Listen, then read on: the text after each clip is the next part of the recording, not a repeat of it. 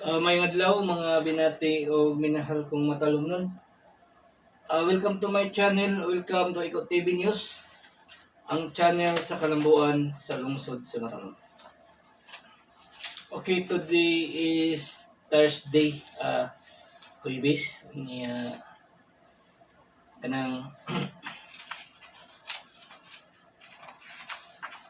nataygo man guys. Niya.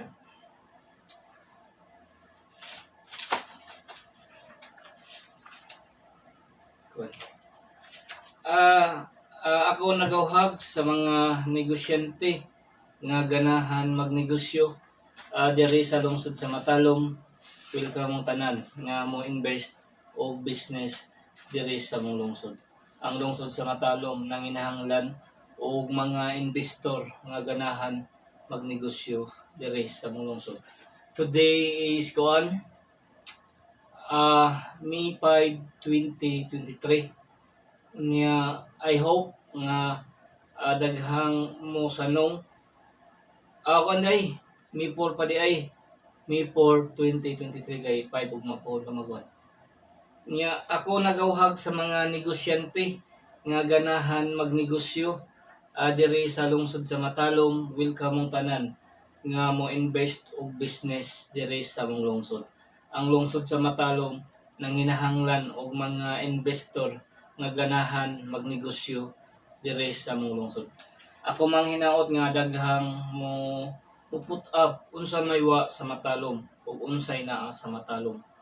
Ang wa sa Matalom guys, sir ug ma'am, mao ang mga mall, supermarket, kanang mga fish dealer, kanang mga buwad nga mo kuan o naaday mo deliver ba.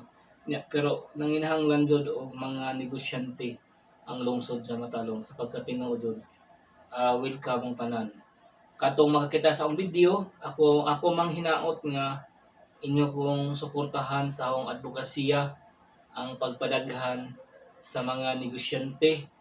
Unya ang atong Matalom Boardwalk, ako mang hinaot nga ato gayong i-patronize to all Matalomnon.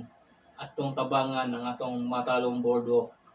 Nga plus mo kuan pa siya, munindot nga mainggan nyo pag musuroy. Og namoy mga friends ato gayong dalhon diri sa Matalom Boardwalk.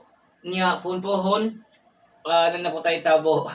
Charot at gadyo, mura dyan nagsikinsa mo istorya, mura dyan tinuod bitaw atong paningkamutan nga makatabang ta sa administrasyon headed by sa atong maabtik og buotan nga Mayor Eric S. Pahulio, sa atong Vice Mayor nga si Rick G. Pahulio og tanang tibuok team Pahulio nga mga konsehalis.